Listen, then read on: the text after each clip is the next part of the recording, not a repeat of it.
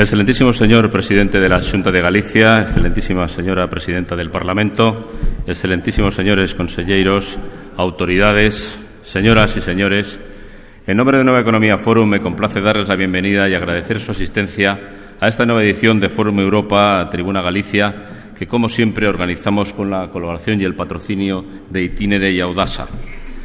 Agradecimiento y bienvenida especialmente dirigidos a Manuel Baltar, presidente del Partido Popular de Ourense, que es el ponente invitado de esta tribuna esta mañana, y también a José Manuel Barreiro, el senador José Manuel Barreiro, presidente del Partido Popular de Lugo y vicepresidente del Partido Popular de Galicia, que va a hacer la presentación del acto y que tiene la palabra.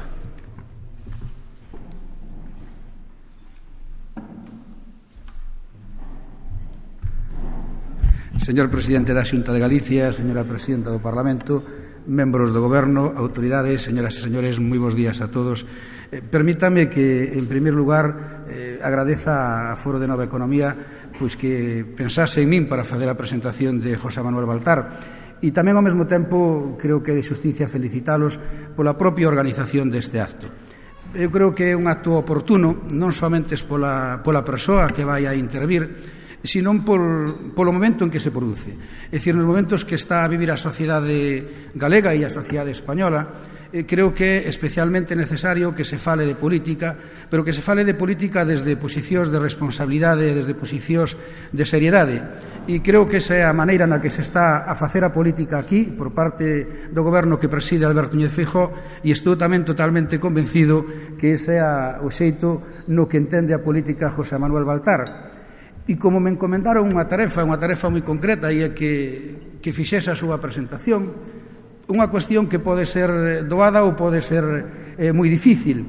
Eu creo que José Manuel Baltar é unha persoa que, a pesares da súa xuventude, prácticamente acaba de entrar nesa década que Vítor Hugo definía como a madurez da xuventude, ten unha longa experiencia, avalada primeiro pola súa formación académica como licenciado en Dereito, pero tamén cunha fonda traxectoria política e no eido da administración.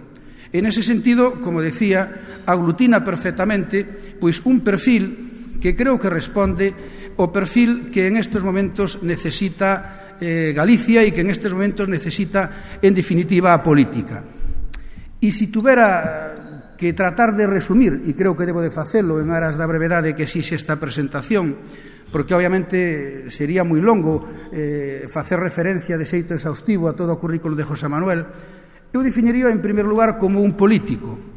E, como trataba de explicar anteriormente, paréceme que isto é especialmente importante nos tempos que están a vivir. Nos tempos que estamos a vivir en donde se dice, e é certo, que a principal preocupación dos españoles está precisamente na labor dos políticos. Polo tanto, hai que decir con total e absoluta rotundidade que non todo é así, que José Manuel Baltar non responde a esa tipoloxía de político. José Manuel Baltar é unha persona que entenda a política como compromiso social, que entenda a política como unha forma de tratar de resolver os problemas que ten a sociedade e non de contribuir a crear eses problemas. E ese xeito, eu atreveríame a decir que é unha maneira de entender a política común ao conxunto do Partido Popular en Galicia, e creo que temos un exemplo moi claro neste ano de exercicio da labor de goberno de Alberto Núñez Feijóo. Eu engadiría algún calificativo a ese sustantivo de político. É un político valente desde o meu punto de vista. Valente porque non ten medo a expresar as súas opinións nin as súas conviccións. E eu creo que o fai por propia convicción e por propia natureza. Eu diría incluso tamén que por propia xenética, e este non é un tema menor na persoa de José Manuel Baltar. Eu creo que o seu primeiro apelido, pois ao mellor non lle facilitou tanto a labor, pero si en todo caso lle engade unha grande responsabilidade. Lle engade unha grande responsabilidade porque eu son dos que creo que no proceso dos últimos anos en Galicia a persoa de José Luís Baltar, xunto con outros, foi decisiva para que en Galicia gobernase un partido galeguista non nacionalista, é dicir, un partido comprometido ca defensa das nosas sinais de identidade. Por iso decía que lle engade unha certa responsabilidade a José Manuel Baltar porque ten que estar ao nivel que lle dá ese apelido. Eu, desde o meu punto de vista, non teño ningún tipo de desconfianza, máis ben ao contrario, de que eso se vai a dar así. Por iso dicía que era un home valente. En segundo lugar, eu creo que é un home tamén comprometido co que é o elemento sustantivo do Partido Popular en Galicia. É dicir, comprometido ca defensa das nosas sinais de identidade e, polo tanto, que responde a iso que se ten dado en chamar galeguismo. E, además, pareceme a min que eso, no caso de José Manuel, venlle por orixen familiar, por xenética, venlle tamén por orixen xeográfico, porque son moitos os galeguistas históricos que naceron en Ourense, pero venlle tamén por propia convicción personal. E eu diría aquí que o galeguismo, desde o punto de vista do noso partido, é un elemento consustancial con el. A min pareceme que non se entendería este partido en Galicia sin esa referencia ao galeguismo. E dice en moitas ocasións o noso presidente Alberto Núñez, e coincido totalmente con el, que este partido é o que máis se parece á sociedade galega. Precisamente por esa cuestión, porque é o que máis se parece á sociedade galega, eu entendo que responde a esa definición, a esa calificación de partido galeguista que tamén, ao meu entender, encarna perfectamente José Manuel Baltar. Por lo tanto, e a modo de resumen, eu creo que estamos diante dunha persona que ten moito que aportar ao conxunto da política en Galicia, e facelo desde unha posición da defensa dos intereses dunha provincia, como é neste caso Ourense, por certo, unha provincia que temos unha certa similitude, no caso da miña, no caso da provincia de Lugo, que necesita, e por primeira vez hai un goberno da Xunta de Galicia que actúa de un xeito discriminatorio no senso positivo a través dos chamados programas Impulsa Ourense e Impulsa Lugo. Por lo tanto, tamén aí se pon de manifesto que hai, como decía ao principio, distintos xeitos de facer política. En resumen, señoras e señores, porque o importante non é que lles fale eu, nin esa a tarefa que me teñen encomendado, senón que o importante é que fale José Manuel Baltar e que logo todos vostedes poidan intercambiar aquelas opinións e pareceres que estimen oportuno. Pero estamos diante dun político comprometido, diante dun político do seu tempo, diante dun político valente e diante dun político que cree que se pode defender as nosas principais sinais de identidade, nomeadamente a nosa lingua, sin posicións de imposición, senón desde o punto de vista do consenso, desde o punto de vista do entendemento de que a lingua é un elemento de comunicación e nunca un elemento de confrontación, e quedou demostrado precisamente neste último ano frente a outro tipo de opinións, e en consecuencia estamos diante de un político que, ao meu entender, terá moito que decir no futuro da nosa comunidade galega. Moitas gracias.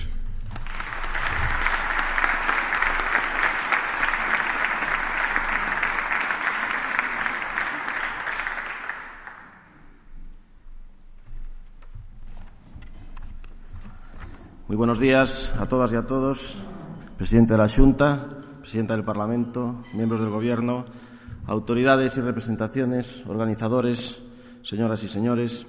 Muchas gracias por asistir a este foro y mi agradecimiento especial para los organizadores por invitarme. Gracias a José Manuel Barreiro por sus inmerecidas y cariñosas palabras. Y paso sin más preámbulos a referirme, a comentar algunas reflexiones sobre temas políticos, temas sociales que me preocupan, y estaré encantado al final de contestar a sus preguntas, a sus comentarios, a lo que ustedes tengan por conveniente. Pero permítame que empiece también teniendo un recuerdo emocionado para un ourensán que nos dejó esta semana fatalmente, un accidente de tráfico, un líder social, empresarial y provincial donde los haya. Descanse en paz, Manuel Rodríguez de la Fuente, presidente de la Asociación de Empresarios del Polígono de San Ciprián de Viñas.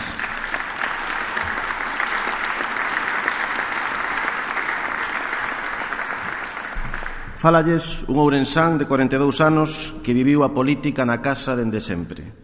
Foi a finais dos anos 70 cando asistín ao meu primeiro mitin nunha visita de Adolfo Suárez a Ourense.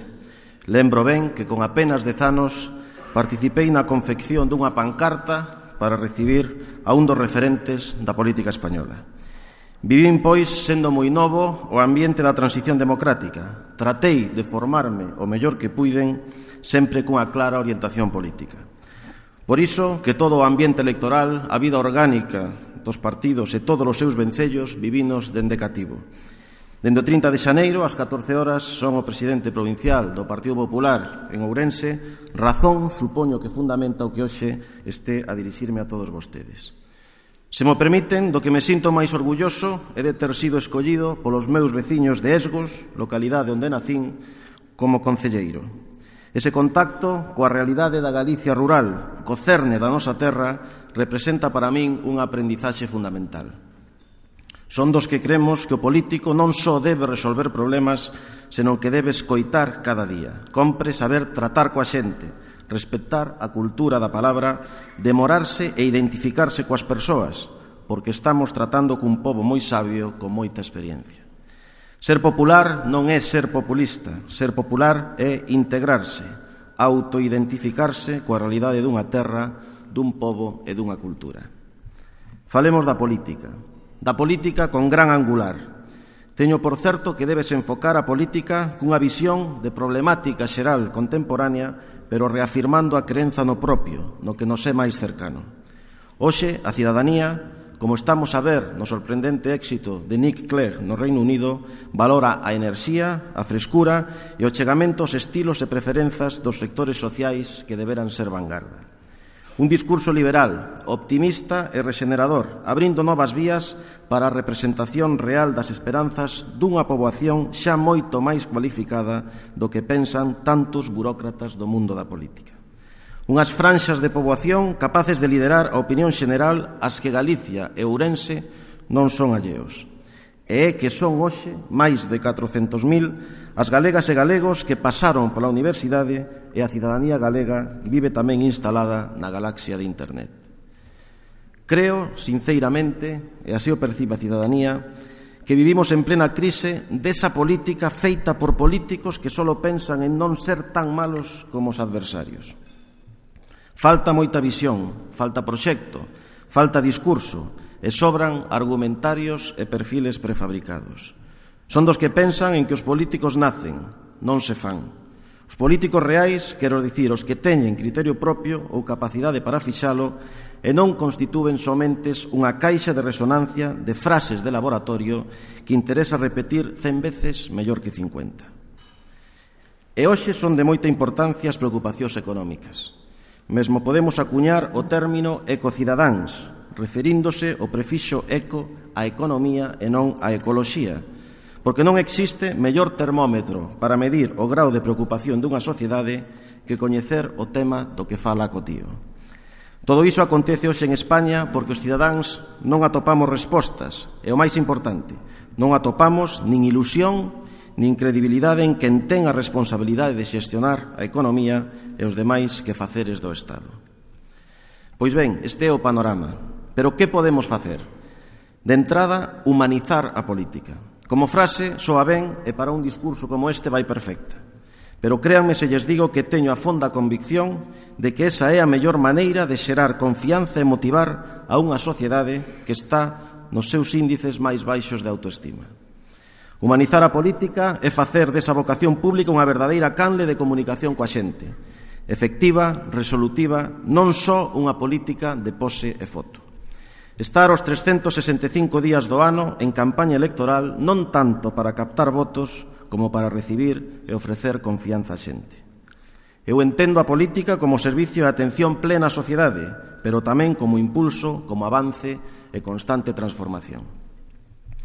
Decidín militar no Partido Popular porque penso que só dende un gran partido se poden executar medidas que melloren as prestacións sociais, que eleven a calidade de vida, que creen riqueza e benestar. Debemos dar resposta ás demandas da sociedade sen improvisacións, contando con todos os estamentos sociais. Por iso foi polo que me afiliei ao PP de Galicia, unha forza política que responde aos intereses da maioría dos galegos e galegas, velaí os nosos éxitos. Creo na humanidade, creo en Iberoamérica, creo na Unión Europea e síntome solidario con todos os povos e as culturas do mundo, pero exerzo en España, en Galicia e principalmente en Ourense. Por iso, o que é bo para Ourense será bo para Galicia e contribuirá a mellorar as relacións entre as nacionalidades e as rexións que conforman o Estado das Autonomías. Reclamo maior respecto e atención da diversidade, pero non concibo actitudes insolidarias e separadoras. Entendo a política como unha función social absolutamente imprescindible que debemos mellorar e perfeccionar nos aspectos teóricos e na acción diaria. Todo é política, e a política está en todo, para ben ou para mal, aínda que non sexa políticamente correcto dicir isto. Preocúpame que a clase política estea cada vez peor considerada. Tócanos aos políticos reconducir a situación, superar as opinións negativas a base dun comportamento ético que rexenere a vida política. Compre fuxir do maniobreirismo, do dirixismo, do quítate ti para poñerme eu, do xogo e dos artificios mediáticos, da parafernalia, da indolencia e do despilfarro. A sociedade da información e do coñecemento exíxenos decisións inmediatas, políticos de gardas 24 horas, actividade permanente, xestión racional dos recursos, modernización e desenvolvemento. Só así recuperaremos o creto e poderemos transmitirlle ilusión aos cidadáns, obter maiores e mellores resultados, combatir a crise con medidas concretas e reducir o gasto público. En definitiva, temos que esforzarnos a fondo, lexislando e gobernando, non só para os que depositaron en nós a súa confianza, senón tamén para os que non nos votaron. Alégrame especialmente que, dende a celebración do Congreso do Partido en Ourense, superáramos xa as 1.400 novas afiliacións, isto é, unha media de 15 novos afiliados cada día, incluídos sábados e domingos, feito que non debe considerarse anecdótico senón mostra dun renovado interese por desplegar unha actividade pública que contaxia o resto da cidadanía. O noso equipo de campaña acuñou o término Movemento Popular Imparable, que venceu moitos desafíos e que hoxe ve como se incrementa notablemente a nosa militancia facendo un partido máis forte, máis grande, con máis músculo, máis preparado para encarar o futuro que nos está agardando. Pero a política non é exclusiva dos militantes ou afiliados das formacións políticas. Por iso hai que falar tamén da importancia da presenza de independentes na política. A política non pode renunciar á participación da xente que non está afiliada a partido algún. A sociedade como tal non debe ter as portas pechadas cun argumento como o da non afiliación. Este feito aporta credibilidade, tanto personal do que entra a desplegar unha actividade política sen formar parte necesariamente do aparato orgánico do partido, como do proxecto no que se introduce dun xeito voluntario.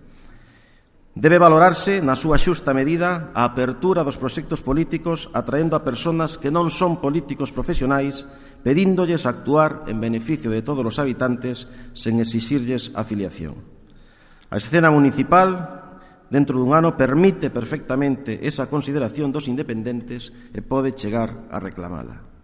Estar á marxe dos partidos non significa aborrecer da política.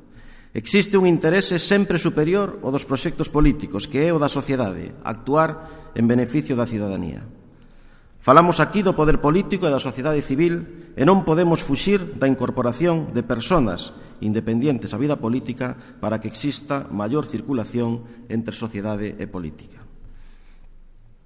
Outro concepto básico da nosa forma de ver a política é o equipo, a importancia da delegación de funcións, da asignación de responsabilidades, da coordinación, da identificación de todos os membros cos obxectivos fixados. Outros dous principios do noso proxecto son Ourense e galeguismo, sempre coincidentes. Falar de Ourense é falar do núcleo motor do pensamento galeguista moderno, europeísta e universal, culto e centrado na propia identidade plural e solidario. Nós temos obriga de reivindicar a teoría e a praxe da xeración Nós, un grupo de homes que entregaron o mellor das súas vidas á reconstrucción de Galicia. Pronto celebraremos o centenario da aparición da revista Nós, un acontecemento digno de reclamar para Ourense no ano 2020 a capitalidade europea da cultura. Non podemos esquecer as aportacións europeístas de Antón Losada Diéguez, Vicente Risco, Florentino López Cuevillas, Ramón Otero Pedrallo, Alexandre Bóveda, toda unha xeración que afrontou con éxito a nada fácil tarefa de modernizar a cultura galega, de integrala nas correntes europeas do seu tempo, de dotala dunha análise rigorosa e científica. Como moi ben dixo no seu día o historiador Marcos Valcárcel, Non se trata de ter presentes as relevantes figuras da xeración Nós e as súas obras. Compre actualizar as súas formulacións, adecuar o seu pensamento ás formacións políticas actuais. Dende o Partido Popular de Ourense impulsamos unha nova área de estudos e pensamento galeguista, a mellor maneira de que a chama continúe acesa, dándolle luz ao presente, alumeando o futuro. Coincido plenamente coas tan repetidas verbas de don Ramón Piñeiro, non por iso entendidas na súa significación máis profunda. Dicía que o importante non é que haxa un partido galeguista, senón que Galicia sexa galeguista. Eu, se mo permiten, engadiría que non podemos perder o obxectivo principal. Galeguizar Galicia significa maior conciencia de sermos un país cun territorio ben definido, cunha cultura bimilenaria, cunha historia propia, cunha lingua que nos distingue, sentir o orgullo de sermos galegos. Só así, sendo galegos, poderemos contribuir á unidade dos povos e das culturas que integran España. Temos que darlle máis espazo e protagonismo a que chamo xeración Vos, a mocidade democrática e participativa, preocupada polo medio ambiente, conectada con Europa e co mundo, sensible ás reivindicacións deste momento, situada na avangarda, defensora do seu e aberta a todas as posibilidades. Elas e eles son os que deben ter a palabra nesta etapa histórica. Vela aí o noso desafío, recoller a semente dos que conformaron o galeguismo de onte e, profundizando nesas ideas e principios, elaborar o pensamento político de hoxe. Esa é a miña intención e tamén a dos que me acompañan dende a pluralidade e a diversidade no Instituto Ourensán de Estudos Sociais e Políticos Atlántida. A nosa contribución a posta en valor da ideoloxía galeguista do século XXI. Que sigan outros, cada vez menos na intransixencia, no dogmatismo e na reivindicación de teorías caducas, fracasadas e barridas polo vento da historia. A nós, abóndanos coa definición de galeguismo, nunca un concepto xurídico indeterminado, que proclama o parágrafo 2º do artigo 1º do Estatuto vixente, cando dice a defensa da identidade de Galicia e dos seus intereses e a promoción da solidariedade entre todos cantos integran o pobo galego. Falemos agora do localismo como excusa do inmobilismo. Porque non poucas veces utilízase o termo local ou localismo cun claro contido pexorativo e para negar unha reivindicación xusta. Persoalmente non entendo como os mesmos que din sempre que non a calqueira proposta localista practican a cotío outra sorte de localismo nos escenarios políticos nos que se moven. A incoherencia é evidente. Tratarei de explicarme. Entendemos por localismo un posicionamento que persegue a satisfacción dunha demanda social nun contexto concreto e determinado. Así, calquera solicitude dun concello respecto dunha provincia ou dunha provincia a un goberno autónomo e sucesivamente dunha autonomía ao goberno do Estado e mesmo do Estado a unha organización supranacional, por exemplo, a Unión Europea. Tampouco ten sentido a negativa a calquera proposta fundamentada exclusivamente no escaso número de habitantes dun espazo territorial, porque todos temos os mesmos dereitos e as mesmas obrigas, independentemente do territorio ou núcleo urbano ou rural onde vivamos. Démoslle a cada quen o que lle pertenza. Por suposto, tendo en conta a viabilidade, alcance, impacto e beneficios do proxecto que nos presente. Desterremos un argumento enganoso e irracional como é o do localismo político. Vindicar actuacións da Xunta dende Ourense ou dende Lugo, poñamos por caso, deben ser interpretadas e analizadas como que son, o mesmo que cando o goberno galego presenta plans perante o goberno central ou este perante as institucións comunitarias. Creo rotundamente nas persoas, pero tamén acredito nos territorios. E non me equivoco se digo que as decisións políticas inflúen notablemente en circunstancias demográficas. Apostar por un territorio é apostar polo seu crecemento, pola xeración de emprego e de riqueza, polo aumento de poboación nese espazo. Por iso, ninguén me negará que o peso político dun territorio é decisivo á hora de que os poderes públicos adoiten decisións favorables. De aí a importancia de reivindicacións como a da composición das cámaras legislativas en canto número de representantes de cada circunscripción electoral. Houbo un pronunciamento dun significado representante socialista do bipartito, comenzada a pasada legislatura, que falaba de modificar a lei de eleccións ao Parlamento no senso de aumentar o número de deputados das provincias máis poboadas, reducindo así a representatividade das provincias do interior. Afortunadamente, imperou o sentidiño e non foi adiante unha medida que era, nin máis nin menos, un ataque frontal ao futuro de Ourense e Lugo. Porque nun escenario político como o actual tamén sería posible plantexar que o número de representantes por provincia no Parlamento seguira o modelo vasco. En Euskadi, as 3 provincias, con independencia do número de habitantes, teñen o mesmo número de representantes na Cámara Legislativa Autonómica. Igual número de representantes, ou sexa, mesmo peso político dos territorios. Falemos de equilibrio territorial. Non entendo moi ben o concepto de reequilibrio territorial. En realidade, é unha falsidade nos seus propios termos. Entendo que debe falarse de reequilibrio cando houbo un equilibrio anterior, e nin en España nin en Galicia existiu polo de agora. Todos sabemos, aínda que algúns o calen ou o digan coa boca pequena, que foron as condicións socioeconómicas de Ourense e Lugo as que fixeron que Galicia fose considerada rexión obxectivo 1 pola Unión Europea. E tamén todos sabemos que os investimentos e a chegada masiva deses fondos comunitarios á hora da súa localización non foi en absoluto proporcional. O plan de reequilibrio territorial do bipartito foi papel mollado. Unha lección de incumprimentos e unha boa mostra de publicidade política.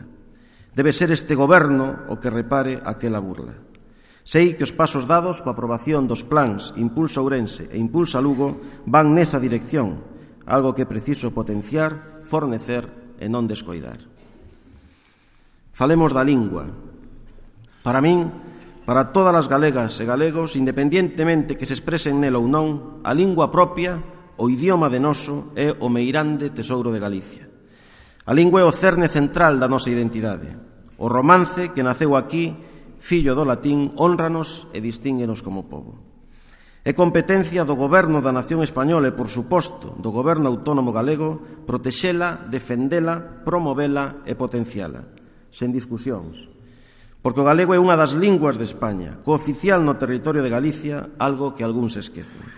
Non hai conflicto lingüístico nun escenario de tolerancia e liberdade, mais a imposición, todo o que sexa obrigar, acaba rachando a pax lingüística. A unanimidade da Lei de Normalización de 1983 e do Plan de 2004 seguen a ser hoxe referentes. Cónstame que o actual Executivo da Xunta está cumprindo o seu programa electoral validado pola maioría absoluta das galegas e dos galegos e ese programa, amigas e amigos, non vai nin irá nunca contra a nosa lingua.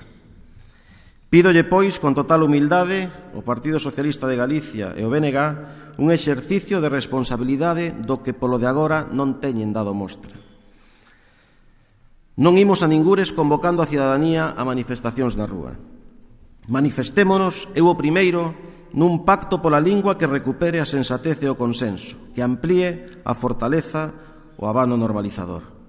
Ben sabido é que con toda a importancia que o ensino ten na pervivencia do galego, non representa ni moito menos o conxunto da sociedade. O libre exercicio dos falantes, a súa tolerancia, o respecto que lle teñen ao galego, debe ser un exemplo para todos nós. Quitemos a política da fala dos avós que temos mortos, da lingua dos nosos fillos.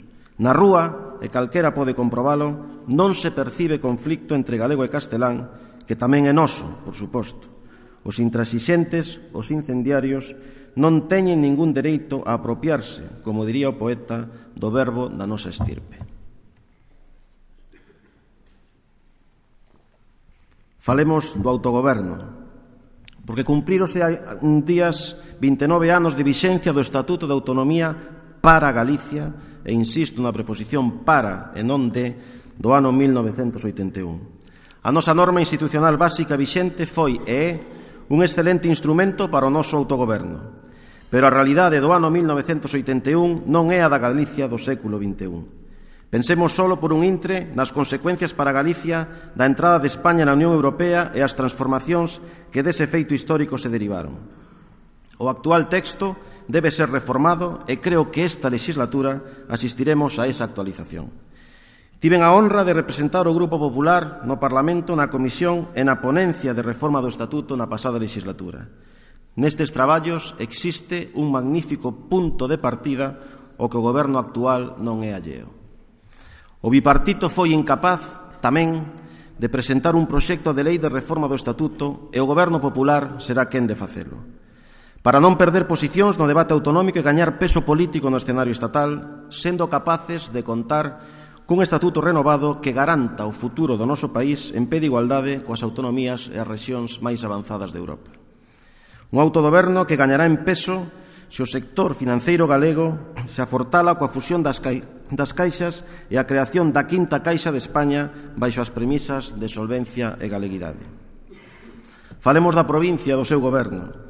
As provincias e as deputacións teñen un recoñecemento constitucional e unha traxectoria histórica que debe valernos para valorar a súa operatividade práctica neste momento político. No contexto ourensán, con 92 concellos nun debate sobre a fusión das entidades municipais do que non debemos escapar, e sen o protagonismo de áreas metropolitanas como as existentes noutras provincias, proclamos en ambaxes a necesidade da existencia das deputacións ou, como se lles queira chamar, de gobernos provinciais en definitiva. Evidentemente, faise necesaria tamén unha reformulación do seu papel, que en ningún caso debe prescindir da súa función primordial de apoio aos pequenos concellos. Falemos da intelixencia tecnolóxica, porque a ninguén se lle escapa a evolución das ferramentas de comunicación nos derradeiros 20 anos. Internet fíxose cun espazo propio nas nosas vidas e debemos aproveitar o positivo deste avance tecnolóxico. Agora mesmo esta intervención pode ser seguida sen máis ferramentas que un pequeno dispositivo en calqueira parte do mundo con solo accionar unha tecla, e non só o son, senón tamén coa imaxe que sigue valendo hoxe máis que 1000 palabras. Por iso, a política e os políticos non podemos vivir de costas a esta realidade que conecta Chandrexa con Massachusetts ou Padrenda con Sydney, nesta aldea global que xa nos anunciara McLuhan. Van xa 5 anos dende que botara a andar a miña web personal e superou en decembro as 500.000 visitas.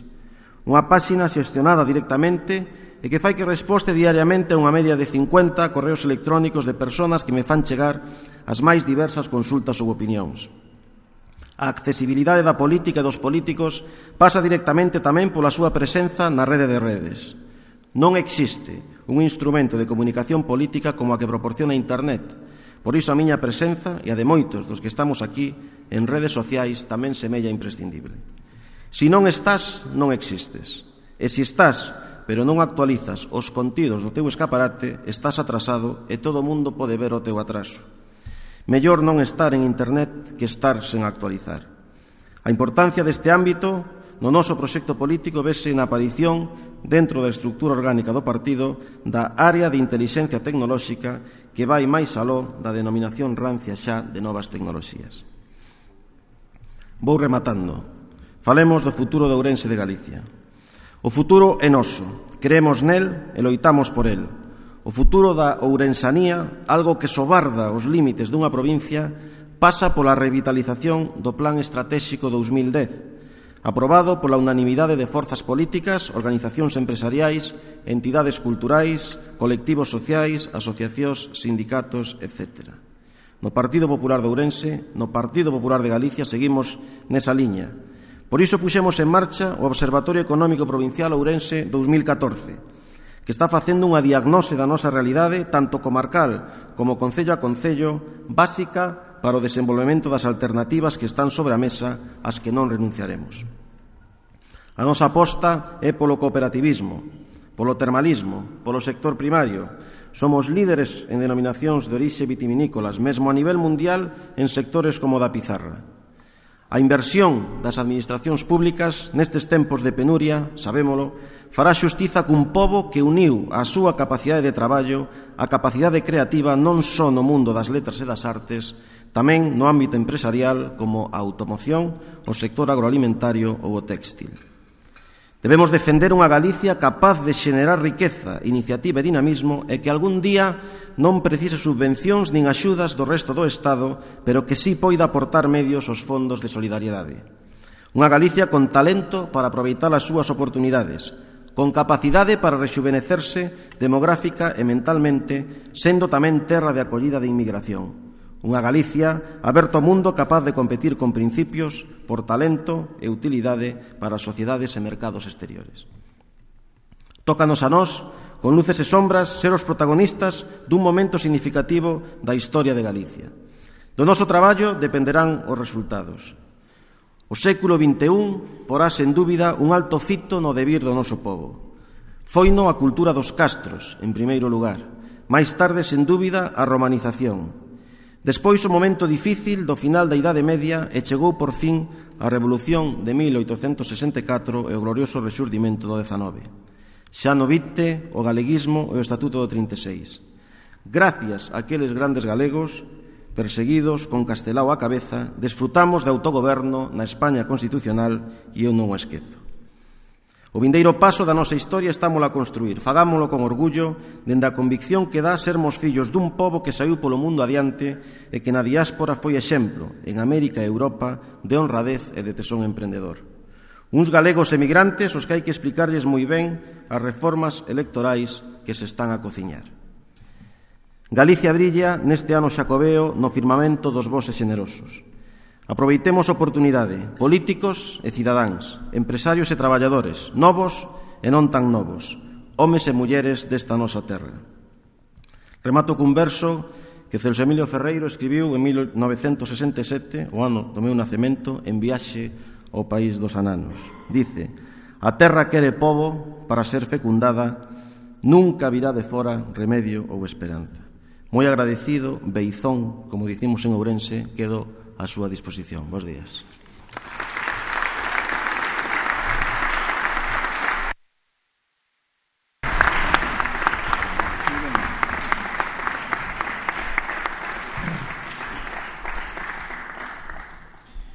Bien, muchas gracias. Pasamos acto seguido, si le parece, al coloquio que será moderado por José Pastoriza, director de la región de Orense. Buenos días. Una de las ideas que parece ser que ha sorprendido o suscitado más debate de sus reflexiones es la necesidad o la propuesta de incorporar independientes para regenerar la política o conseguir una mayor implicación de los ciudadanos. Tengo dos preguntas que aluden a esta idea. Una es abordan el tema desde distintas perspectivas. Una es de Óscar Outeiriño y le pregunta si es suficiente la vocación pública para incorporarse a la política o es necesario incentivarlo además con una remuneración. Es decir, deben estar bien pagados los políticos o la compensación está ya en su propia vocación. Bueno, en primer lugar, decir que la incorporación de independientes al mundo de la política yo creo que es una necesidad vital, ¿no?, para la propia política y para la propia sociedad. El propio presidente de la Xunta, que está aquí presente, ha dado muestras de ello, ¿no? Y en ese sentido yo creo que enriquece el debate político y fortalece los proyectos políticos. La pregunta del señor Outeiriño evidentemente está bien planteada en un momento de crisis de la política y de los políticos, en un momento en el que el fantasma, y no tan fantasma, de la corrupción pues está asolando el panorama político. Pues el prestigio de aquellos independientes que quieran sumarse a proyectos políticos pues tiene que verse reconocido no solo monetariamente o con buenos sueldos de políticos, que es un tema que tiene bastante mala prensa, sino que el régimen de incompatibilidades que hoy en día existen para desempeñar un cargo político pues hace que mucha gente se lo piense bastante antes de incorporarse. Sucede esto también cuando se están buscando altos directivos de la función pública. Estamos hablando de subdirectores generales, directores generales, etcétera, etcétera, los cuadros intermedios de la Administración, que evidentemente no ven una, entre comillas, recompensa económica, dejando sus anteriores ocupaciones privadas para incorporarse al sector público. Yo creo que esto, como tantas otras cosas, debe ser motivo de un gran pacto entre organizaciones políticas, y yo creo que saludar a los independientes pues creo que es una obligación moral y de principio de cualquier organización política y de cualquier sistema político que se precie. Un compañero de partido, Roberto Castro, le pregunta también sobre este tema y se pregunta cómo es posible si es posible coordinar la independencia con la disciplina que exige formar parte de un partido. Bueno, el independiente que va en una candidatura o que se incorpora a un gobierno con un determinado color político evidentemente ya asume una disciplina por el solo hecho de permanecer o de formar parte de esa candidatura o de esa lista, pues ya está asumiendo una serie de principios. No necesariamente es afiliado, pero evidentemente pues tiene una conducta a la que ajustarse siguiendo las directrices, bien de la organización o bien del propio gobierno que lo requiera, ¿no? En todo caso, yo creo que a ningún partido político, a ningún gobierno o presidente de un gobierno se le ocurre reclamar a un independiente que sea un indisciplinado, ¿no? Sino que evidentemente aquí hay un trato previo anterior que justifica su incorporación. Quería plantearle una pregunta yo que tiene que ver con gran parte de la línea argumental de su discurso, que es la defensa del ourensanismo. Y esto quería ponerlo en relación con un tema que está ahora de máxima actualidad, que es la fusión de las cajas. Usted, como ourensano, tiene la sensación, como tienen algunos sectores de la sociedad ourensana, de que se está planteando la fusión como si fuese un diálogo exclusivamente de las ciudades de Vigo y A Coruña. Yo no es que tenga esa sensación, yo creo que eso lo percibe cualquier observador imparcial o parcial, ¿no?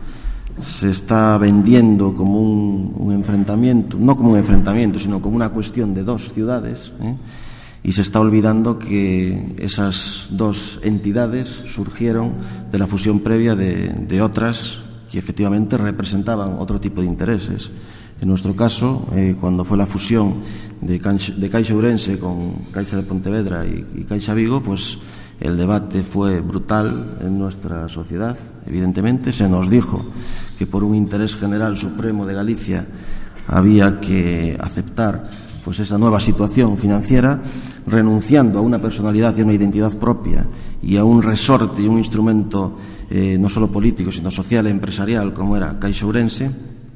Y lamentablemente no se está teniendo en cuenta o no sale en este debate esa situación anterior que todavía siguen recordando muchos orensanos con cierta sensación de pena, ¿no? La desaparición de una entidad representativa de la provincia, una entidad que se unió aportando no solo las ilusiones y depósitos de sus clientes, sino un patrimonio inmobiliario, un proceso de mecanización informático que era puntero en aquel momento en Galicia, recién incorporado a su sistema tecnológico de funcionamiento.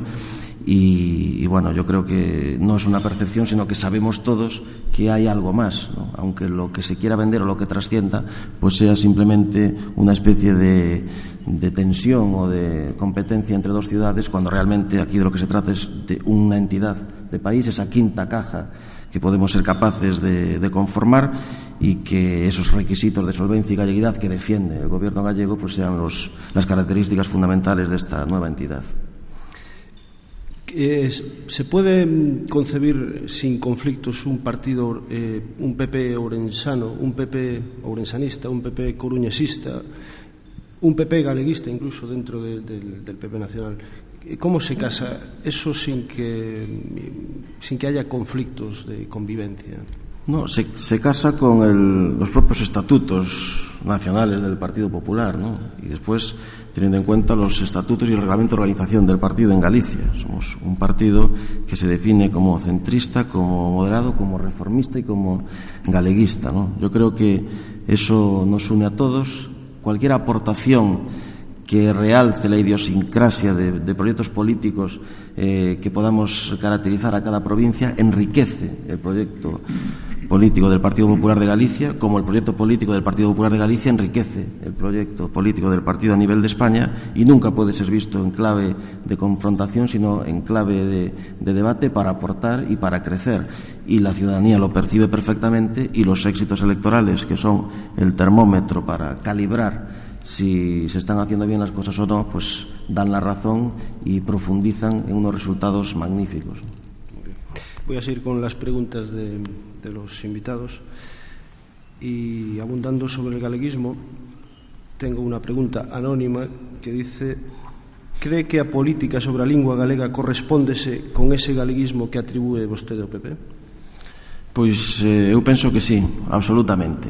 Este partido, O Partido Popular de Galicia presentouse a unhas eleccións cun programa electoral concreto, con unhas propostas para facer en materia de lingua. O Partido Popular de Galicia, a súa experiencia de goberno demostra que mentras gobernou o Partido Popular, mentras houve un presidente popular, pois había pax lingüística. De feito, as normas máis importantes, como a Lei de Normalización Lingüística do 83 ou o Plano de Normalización Lingüística do 2004, foron aprobados por unanimidade. Non existía para nada ese conflicto lingüístico que queren vender algúns, escenario de conflicto que solamente existiu cando o nacionalismo chegou ao goberno e someteu a súa chantaxe o Partido Socialista que gobernaba con eles, non? Nos presentámonos a unhas eleccións na que os galegos e as galegas nos deron a maioría absoluta o 1 de marzo de 2009, precisamente cun dos puntos fortes do programa electoral para derrogar ese decreto da imposición do galego, e simplemente é o que se está a facer cunha diferencia fundamental coa forma de actuar do bipartito. Aquí se está consultando a xente, sendo participativos, emitindo un borrador nun seu primeiro momento, facendo enquisas, é dicir, que a sociedade participe, e o goberno, que é quen ten que tomar as decisións, pois aprobará un decreto que en absoluto vai contra a nosa lingua, senón que garante que os nenos e nenas, ao finalizar a súa etapa de escolarización, dominen e manexen as dúas linguas oficiais, a lingua propia de Galicia, que é o galego, como dice o artigo 5º do Estatuto de Autonomía, e tamén que teñan un manexo aceptable na introducción dunha terceira lingua, neste caso o inglés, non? Entonces, eu penso que son absolutamente compatibles o que se está facendo co que se dixo que se iba a facer. Pero ve vostede posible que chegue ese momento en que deixe de ser un instrumento de confrontación política? Bueno, eu penso que teñen bastante responsabilidade nesa confrontación os que utilizan esa arma que nunca podería ser considerada como arma, utilizar a lingua, pois utilizar a educación, utilizar a sanidade como arma política, utilizar os incendios, como comentábamos antes na etapa previa a este almorzo, e penso que é responsabilidade das organizacións políticas, estánse atando ou asindo un clavo ardendo como o da lingua, como a educación, como a da sanidade, intentando obter réditos políticos, pero as eleccións e cando os cidadáns se pronuncien nas urnas, e se pronunciaron o 1 de marzo de 2009 recentemente, despois tamén con as eleccións ao Parlamento Europeo, e deron unha ampla maioría a un Partido Popular que ten que exercer a súa responsabilidade de goberno e actuar conforme dixo que iba a actuar. Perfecto. Bueno, como é normal, teño varias preguntas que se centran en Ourense. Entonces, bueno, vamos a darlle paso. Vamos a facer un breve paréntesis para dedicarnos a Ourense uns minutos. Hai unha pregunta que non ten nome e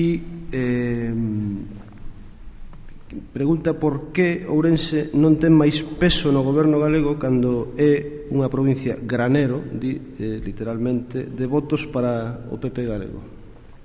Bueno, eu estou vendo aquí de enfrente ao presidente da Xunta, que é ourensán, o sea que non creo que se poida ter máis peso político que o presidente da Xunta pois sexa ourensán, non? Despois, pois o peso do goberno marca o presidente. O presidente acaba de aprobar nas pasadas meses, como ben se encargou de recordar Xosé Manuel Barreiro, plans, o plan Impulsa Ourense, o plan Impulsa Lugo, que van nesa dirección. E o noso labor como políticos pois é recordarlle as nosas inquedanzas, os nosos proxectos, as nosas necesidades, pero en absoluto debe contemplarse a executoria dun goberno en termos de compensación territorial ou en termos de pertenzo ou non a determinada provincia.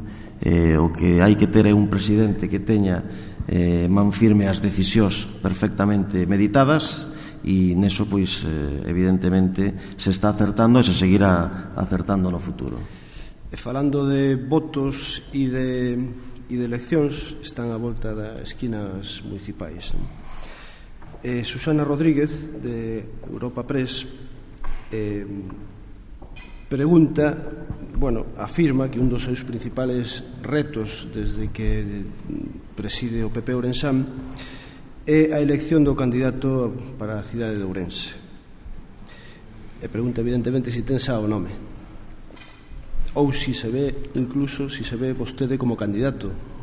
A segunda pregunta está claro que a resposta é que non. En absoluto, eu estou tremendamente honrado de pertencer ao Parlamento, de estar desenvolvendo as funcións que se me teñen encomendado no Grupo Popular dende o ano 2001, e con respecto ao candidato da alcaldía de Ourense, evidentemente iso é unha proposta que fará no seu momento o Comité Electoral Provincial e que validarán os órganos autonómicos e nacionais do partido. É certo que, como en todos os concellos da provincia de Ourense, nos 92, queremos acertar coa selección da persona que encabece e lidere esa candidatura. Neste momento gobernamos en 61 dos 92 concellos da provincia. No 2007, nas pasadas municipais, nun escenario onde gobernaba o bipartito, pois non foi posible manter o anterior número de alcaldías. Creemos que o 22 de maio de 2011 será unha boa data para celebrar o ascenso en número de alcaldías na provincia de Ourense, e esperemos que a da capital pois sexa unha desas alcaldías. Moi ben. Acaba de entrar outra pregunta que abunda sobre a anterior, pero bueno, por si ten algún matiz que ir a aportarlle. Ignacio Martín Amaro, valedor do afiliado do PP de Ourense, aproveita a súa presencia e a do presidente da Xunta para preguntar cando se empezará a notar en Ourense as medidas de discriminación positiva tan anunciadas. Bueno, pois eu penso que se están empezando a notar xa. Díxeno antes co plan Impulso Ourense, coa posta en marcha de proxectos empresariais dinamizadores. Fai un mes e pouco o conselleiro de Medio Ambiente, que vexo aquí de Territorio e Infraestructuras, estuvo certamente pois inaugurando a última fase dun parque empresarial cercano á capitalidade de Pereiro de Aguiar, e se están facendo cousas importantes, non? Evidentemente todos queremos máis, non só en Ourense, imagino que noutras provincias, pero temos certo cal é o guión de desenvolvemento da nosa provincia, que ni máis ni menos, como dixen antes, o Plan Estratégico Provincial de 2010, Ourense 2010, que o bipartito nos seus 43 meses de goberno ignorou por completo. O presidente da Xunta coñece perfectamente ese documento. Na Consellería de Presidencia se está a traballar en redimensionar ese plan que contén 17 proxectos dinamizadores en temas cruciais para Ourense, como pode ser o termalismo, o tema turístico, o sector agroalimentario, etcétera, etcétera. A aposta que se ven facendo nos últimos meses por o Parque Tecnolóxico de Galicia, con sede en Ourense, por a Tecnópole, tamén fala desa discriminación positiva, unha discriminación positiva que debe, evidentemente, potenciarse, fornecerse, afortalarse nos vindeiros meses, pero, bueno, para estar falando do primeiro ano de goberno, os resultados son francamente positivos. Queda xa moi pouco tempo e algunhas preguntas, entonces vamos a pechar o capítulo de Ourense agrupando dúas que, bueno, veñen a abundar no mismo asunto. Unha é de Benito Iglesias, que pregunta polas vías económicas que propón vostede para o desarrollo de Ourense, e outra de Marcelino Otero, que pregunta pola súa visión estratégica para o desenrolo económico de Ourense e cales son as tendencias para pedir o compromiso dos empresarios neste desenrolo. Pídolle, por favor, que sexa o máis breve posible. Son preguntas que se prestan a... Sí, a verdade é que guardan bastante relación con temas que xa comentei antes. Ese plan estratégico 2010, que sabemos por onde ten que ir o guión de desenvolvemento da provincia, que nos convertirá en poucos anos en nudo de enlace ferroviario coa chegada da alta velocidade a Galicia, un Ourense que ten unha posición xeoestratégica privilexiada como capital da Eurorrexión Galicia, norte de Portugal. E que é o que vamos a facer? Pois dende o partido político, dende o Partido Popular de Ourense, como dixen antes, puxemos en marcha un observatorio económico provincial no horizonte do 2014 para analizar polo miúdo a realidade socioeconómica das comarcas e dos concellos e mesmo das parroquias, para ter en conta cal é a realidade e poñerse a traballar a hora de seleccionar e priorizar os proxectos que se deben poñer en marcha. A atracción do empresariado a estes proxectos, aínda nun momento de crise como o actual, ten que ser crucial, e esa vai ser o noso labor político dos próximos meses e dos próximos anos. Isabel Calle Santos membro da Executiva P de Ourense, responsable de Maiores e Dependencia, pedíanos intervir. Si lle podemos acercar o micrófono, por favor. Pídolle tamén brevedades, se posible.